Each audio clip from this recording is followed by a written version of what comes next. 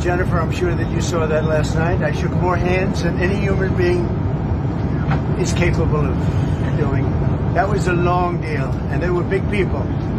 But they were starving for love because our country didn't give them love. They gave them a fist bump. Remember the fist bump in Saudi Arabia?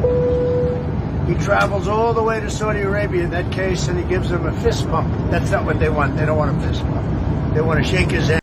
Boy. So we got to talk about President Trump's historic trip to the Middle East. Okay, his first major trip out of the country as President of the United States. And I got to tell you guys, he executed on this trip perfectly. Okay, he executed so perfectly that Biden officials are awed by Trump's rule-breaking Middle East moves. Basically, they are stunned by the fact that President Trump went over to the Middle East and showed what a real president looks like and what a real president can do when we're respected on the world stage again. Okay, he secured over $2 trillion in investments and contracts, $600 billion from Saudi Arabia, $250 billion from Qatar, and $1.4 trillion AI and technology partnership with the United Arab Emirates. Now, that part of it is extremely important, right? And this is why this trip from President Trump is so genius, right? I mean, like, this trip overall is a money-making trip, which tells you why President Trump chose to go to Saudi Arabia. The first country that he visits on a foreign trip is Saudi Arabia. Why? Because the Saudis like money, and we like money too, right? Trump like money. We want to make money. And we made a lot of money on this trip. But the reason why this AI thing is so important is because we want to stay ahead of China when it comes to the AI race. I mean, I told you guys this before. Whoever wins AI is going to win the game, right? Like the game of global domination, whatever you want to call it, right? Whoever wins the AI race is going to win, right? That's going to be checkmate, okay? So we can't lose, okay? And because we can't lose, it is important that we develop relationships with countries that are willing to invest significant amounts of capital in AI and AI development, like the Middle East, okay? It's better for us to partner with the Middle East than for China to partner with the Middle East. It also helps us out in our current negotiations with Iran, okay? Because we're trying to come to a deal with Iran in regards to their nuclear capabilities. And President Trump is currently negotiating with Iran and having stronger relationships with the Gulf states. Gives us the ability to apply maximum pressure on Iran, okay? So again, this is why it is important, right? But yet the mainstream liberal media, that's not what they're really talking about. What they want to focus on is distractions, like, for example, the drama over Qatar basically giving the president a plane, right? Because Air Force One is old, okay? And President Trump, I guess, wants to fly around in a newer plane, and Boeing is behind, right, on the development of a new Air Force One aircraft. And President Trump wants to take the gift, okay? Everybody has heard about this story, okay? And again, the media is focused on that, right, instead of the positive things because they're Trump deranged. The United States Constitution would like to have a word. That's why people care, yeah, right? People care because the reason that that's in the Constitution is to prevent the president of the United States from accepting things that are being perceived as bribes. What is the national interest? The goal of the this trip is not to get a giant gift that he can say belongs to him as president, but then he takes with him when he leaves the office. Abby, you have to distance yourself from Trump derangement syndrome. It's irrelevant to policy. It doesn't matter. Okay, what matters is, why are all these AI guys on this trip? Have you heard of the emoluments clause? Wait. Why do you have all the leaders? Kevin, no, seriously, it's a serious question. Have you heard of the emoluments clause? Do you understand that that is in the Constitution? He doesn't. No. And do you understand that even if you think that maybe it might be okay, how many fairies dance on a pin does not do policy.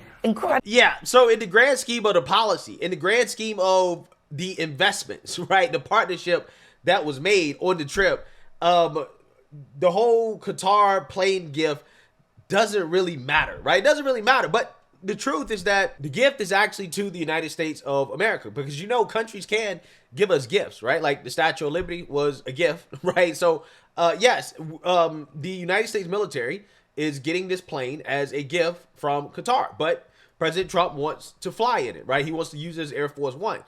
Now, I personally think that he should just put the plane in his presidential library, to be honest with you, right? I don't think it's a good idea to fly around in the plane, right? And I do understand there are concerns about Qatar and how Qatar kind of plays both sides, right? They fund terrorism while at the same time they fund American interest, right? American universities, American research. Yeah, I mean, they fund a lot of things, okay? And yeah, I can understand why people are concerned, but the reality is that this is a distraction for what people actually should be paying attention to when it comes to President Trump's trip, right? Because like I told you guys, Biden officials, liberals are awed, right? They're awed by President Trump and what he was able to accomplish on this trip. And I think one of the best parts about the trip is in Saudi Arabia, the relationship that you can see between MBS, okay, the prince of Saudi Arabia, and President Trump, right? You can tell that they legitimately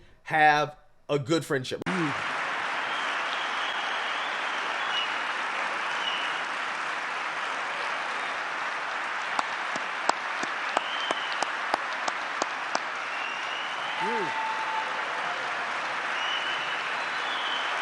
We are rocking. The United States is the hottest country, with the exception of your country, I have to say, right? I'm not going to take that on. No, Mohammed, I'm not going to take that on. Wouldn't that be a terrible thing if I made that full statement? But I will not do it. You're hotter. At least as long as I'm up here, you're hotter.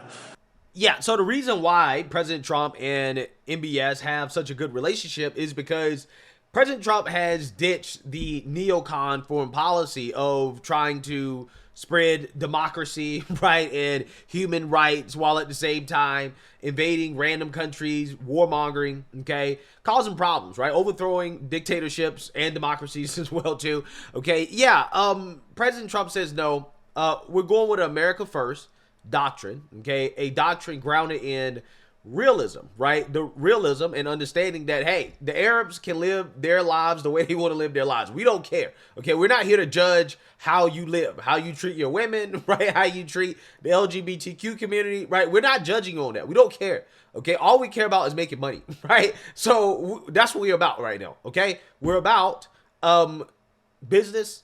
Okay, we're about investment. Okay, we're not about nation building anymore. Okay, we're trying to bring money back to the United States of America. Okay, we're trying to make commerce. Okay, and I think that was probably the best part of President Trump's speech, is when he acknowledged this realism.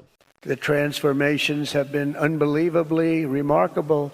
Before our eyes, a new generation of leaders is transcending the ancient conflicts of tired divisions of the past and forging a future where the Middle East is defined by commerce, not chaos, where it exports technology, not terrorism, and where people of different nations, religions, and creeds are building cities together, not bombing each other out of existence. We don't want that.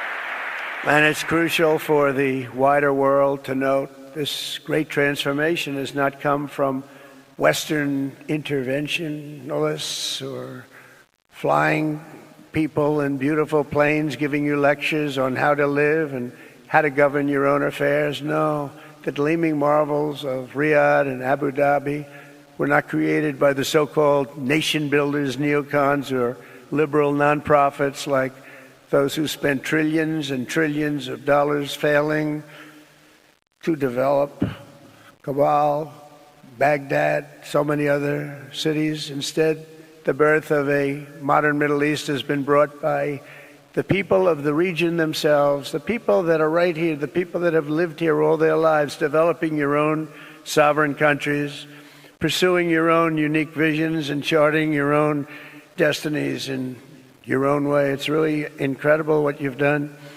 In the end, the so-called nation builders wrecked far more nations than they built, and the interventionists were intervening in complex societies that they did not even understand themselves. They told you how to do it, but they had no idea how to do it themselves.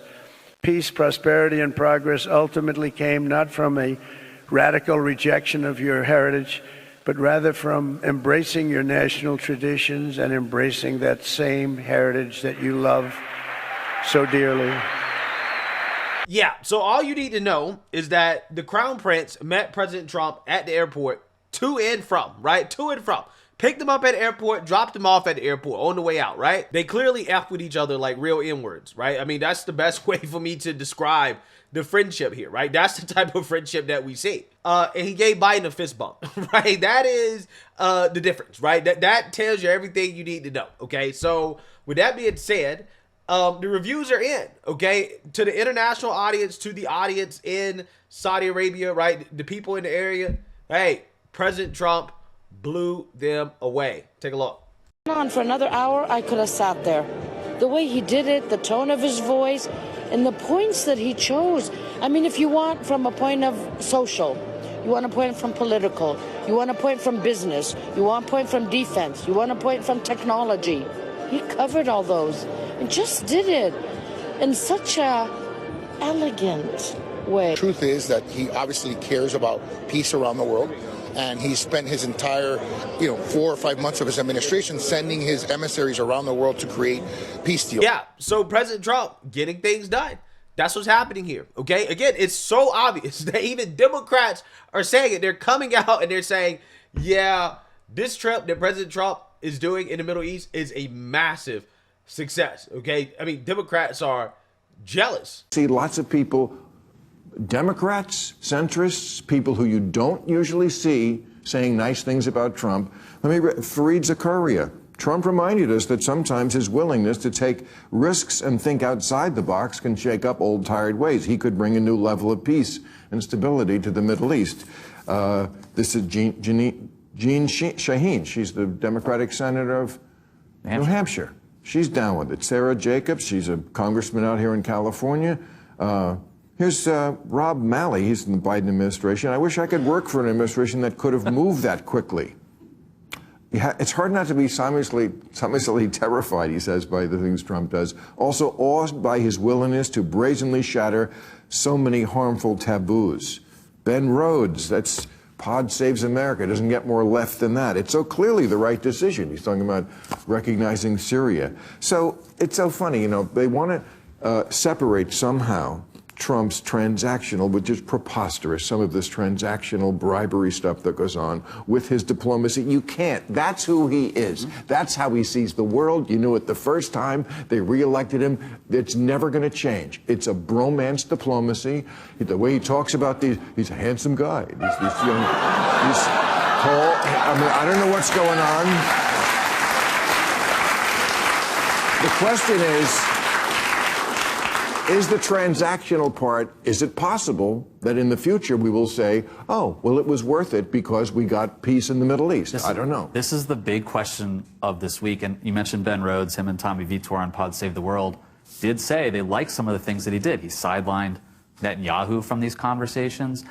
He got rid of sanctions against Syria. And both of them said on Pod Save the World, I wish Biden had done that. And he didn't. Right. And there's a thing that Scott and I both know from D.C. It's called the blob, the foreign policy blob, the State Department lifers, the think tank people who think and still think that the post-World War II order is still a thing and you still need to do this and that. Biden came out of that world. If we remove a Russian and Iranian proxy in Syria, that's backed now theoretically by a U.S. ally, we can always put sanctions back up.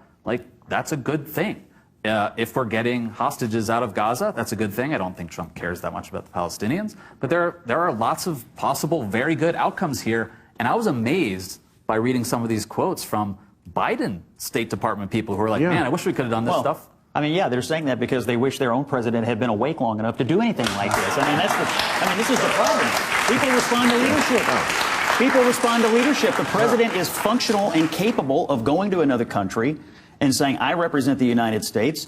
Let's wheel and deal here. And on Qatar. And it doesn't stop there. Even the Democrats on CNN, acknowledge that, damn, President Trump got a lot of stuff done during this trip. And he's doing things in ways that are unorthodox, but they make sense, right? They strategically make sense. Tonight, Donald Trump is upending decades of Republican foreign policy, and liberals are in awe of it. To start the week, Trump accepted a $400 million jet from Qatar. He signed a $600 billion investment deal with Saudi Arabia and complimented its crown prince. He announced he was lifting all sanctions on Syria. He met with the leader of that nation who the U.S. once listed as a terrorist. And Trump welcomed talks with Iran. And he announced a ceasefire with the Houthis and a hostage deal with Hamas, both without Israel. The breakneck pace of Trump's deal-making has forced Republicans to recalibrate decades of their own messaging. It's also left some former Biden officials in awe. One Biden vet told Axios, "Gosh, I wish I could work for an administration that could move that quickly." Another spoke to the implications, saying, quote, "Trump has the ability to do things that politically that previous presidents did not because he has complete, unquestioned authority over the Republican caucus." That part, I'm not sure anybody can disagree with. Trump does have dominance over the Republican, not just the Republican caucus, but like the Republican Party writ large, the voters, the elected officials, state and local levels. And because of that, he can kind of do whatever he wants. And he has done that this week. Let me be fair. I think what the president did in Saudi Arabia is a good thing. We got to make sure they don't go to the Chinese. I think that's a good thing. I think what the president is doing with Syria is interesting. We try to get them from the Russians, and so he's trying something different. The most troubling thing is what the president's doing on Iran. Didn't get enough attention this week, right? It seems that between Vance, who's an isolationist, and Witkoff, who's an appeaser, they're trying to make a deal where they're looking at the JCPOA. I mean, it's literally almost like the JCPOA, where we're now going to limit the amount that they can.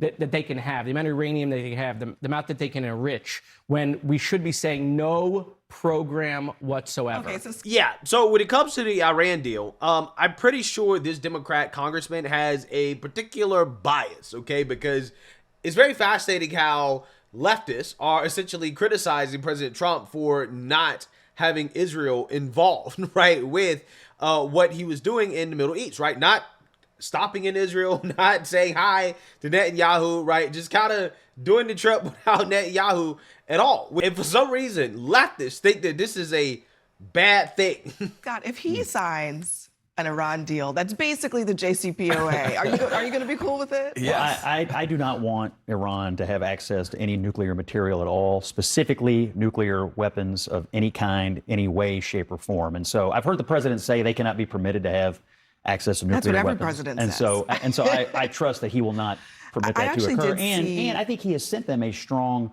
actually hawkish message by attacking the Houthis, who are obviously their proxies and propped up by Iran. And then backing off. Well, I mean, and doing a unilateral deal with the Houthis. We made the point. Hold on a second. They said no mas. So, no, hold on a second. So he does a unilateral deal with the Houthis, the worst people in the region, even as bad or maybe worse than Hamas, without talking to Israel, without coordinating with Bibi Netanyahu, which basically says to the Houthis, you can attack all the Israeli ships that you want to, just not ours. How is that? Well, Israel is free to attack them as well. But hold on a second. I'm sure we do have conversations about that. No, but hold on. This is a massive change in the way that we do business. So we don't talk to our ally. We do talk to our enemy. We tell our enemy, don't shoot us, but if you shoot Israel, we don't care. That's not. I don't understand how this. We were just talking about how the Trump administration is this kind of standing up against anti-Semitism and yet throwing Israel under the bus every chance it can get. I don't get it. I don't think you're characterizing it correctly. I think I do agree with you that this is a change in the way we do business, and the change is we have a president who thinks about peace and war, not war and peace. And if you listen to his language, he has reset the way the Republican Party talks about this issue. And if you look at the imagery in his trip to the Middle East, they went to the military base and they had a huge banner. It said "Peace through strength," which is what Ronald Reagan preached. And the strength here is we actually have a president who is capable of staying awake long enough to go make deals with these people and create peace in the region. Speaking of Democratic presidents, if President Obama had gone directly to the Houthis and cut a deal and left Israel on the side like he did, you don't have to make hypotheticals. Because the Biden administration took them off the terrorist list. We put them back on. As a former State Department official said, if the Biden administration had done something like this, Bibi would have gone They out. did. They took the Houthis off the terrorist blazing. list. We haven't heard much from Netanyahu about this lately. Coming up next for us, though, the panel is going to give us... Yeah, so I don't know about you guys, but I personally don't believe that President Trump needs Benjamin Netanyahu's permission or grace to conduct foreign policy in the Middle East, right? Like,